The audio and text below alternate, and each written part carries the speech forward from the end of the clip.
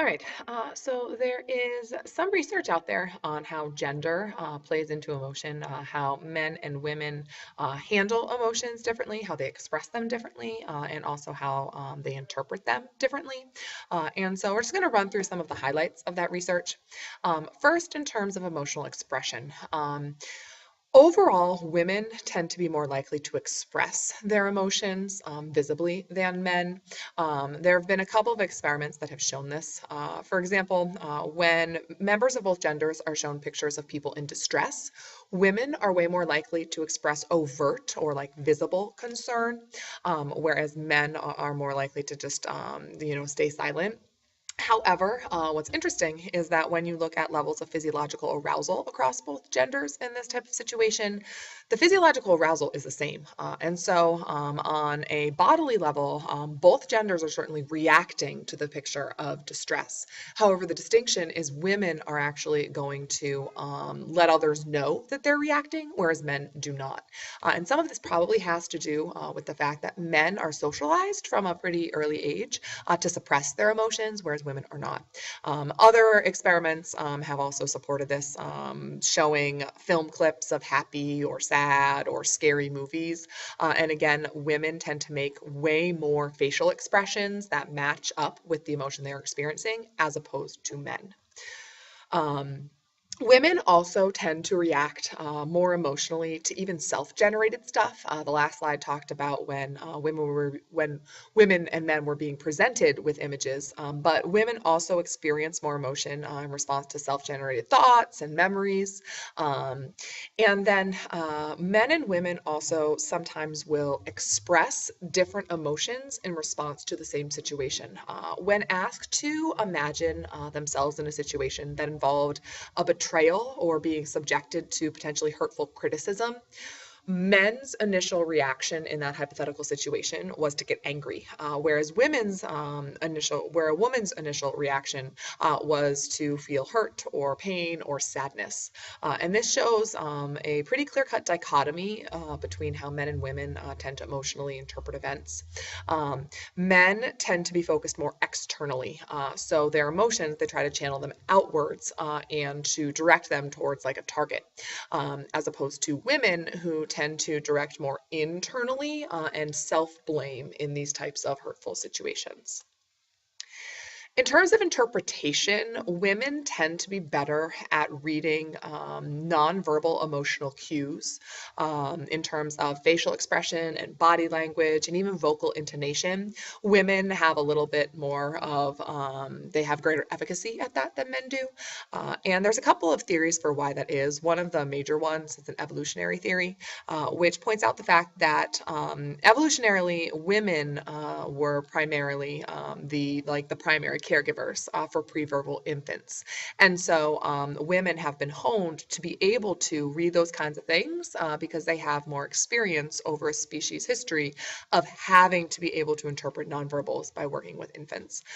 Women also tend to have greater what we call emotional literacy, meaning women express their emotions with greater variety. They use more words to express their emotions, which might explain also why, if they have a richer vocabulary for emotion, it might explain why they also tend to be a little better at interpreting, maybe getting into a little of like Worf's linguistic determinism. Um, and then lastly, we have different expectations when it comes to gender and emotion. Overall, we tend to link women with emotionality, and a lot of that potentially could be stereotypically. We think of women as like the more emotional gender, whether or not that is actually accurate. And men, we don't tend to think as the more emotional of the genders, except for, and there is a key exception, people are more apt to link the masculine with anger.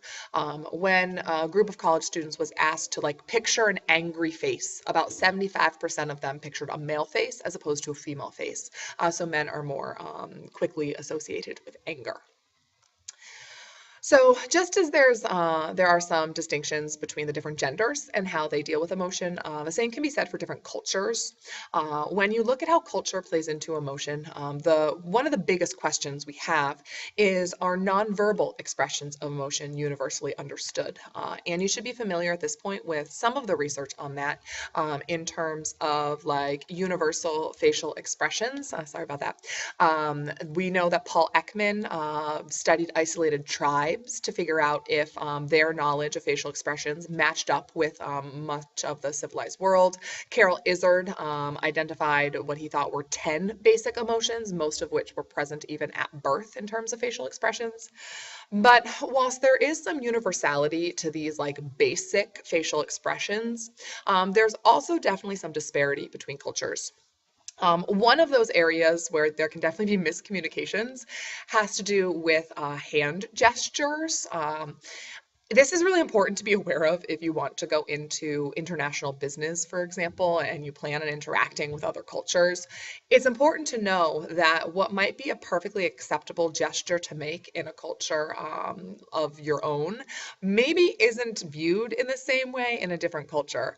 I've just provided two examples of hand gestures, which here in the United States, most of us wouldn't have a problem with. We have like the thumbs up, which we think is like pretty good. We have like the A-OK sign.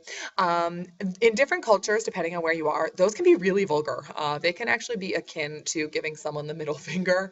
There are all sorts of stories of politicians making mistakes and like accidentally doing these at like the leaders of other countries. And you can definitely get yourself into some uncomfortable situations and some hot water if you think like, I can't speak the language, but at least like I can say thumbs up, like we're doing good. You might not be doing so good. They might be wondering why on earth you're being so vulgar and mean to them. Um, and then one of the other really big differences between cultures isn't just the types of gestures that we use, but it's the situations within which we even feel it's appropriate to show emotion. Because there's definitely a difference between feeling an emotion and then expressing that visibly to someone else. And so there are culture-specific rules that govern how, when, and why expressions of emotion are appropriate. And one of the really, really big findings is that in a collectivist culture, remember we said there are two major types of cultures, collectivist and individualistic. In a collectivist culture that prizes group harmony, negative emotions are way more often masked than they are in an individualistic culture. One experiment that backs this up involved showing graphic surgical footage to students who are you had some who were American students and some Japanese students. And they were shown this footage in two different settings. Setting one was in the presence of like a professor, so an authority figure. And situation two was in the absence of any sort of authority figure, so just kind of like on their own in the room. And there was a very clear-cut distinction between those two conditions and between the two cultures. In condition one and condition two, American students were totally cool with visibly expressing disgust and distaste and sort of like looking away and be like, ooh, like why am I watching this surgical footage? Like this is really gross. Didn't matter if the professor was there or not. Americans let their emotions be seen and understood. However, the Japanese students reacted differently. When they were watching the video in the absence of any authority figure, they displayed the same types of emotions as the Americans did. They were grossed out, they kind of looked away, their facial expressions definitely told like a very true story of what they were feeling. However, when the professor was in the room, the Japanese students masked those emotions. So when the professor was there, their faces were much more of a blank slate. They were taking those like distasteful emotions and just making sure that they weren't showing. Because in a culture that's collectivist and that prizes group harmony, if you keep those more negative emotions to yourself, it allows the group to get along better. And also, if you're in that type of culture, respect is paramount.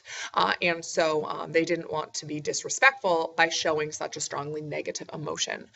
So a display rule is kind of when and how is it okay to display my emotion versus not.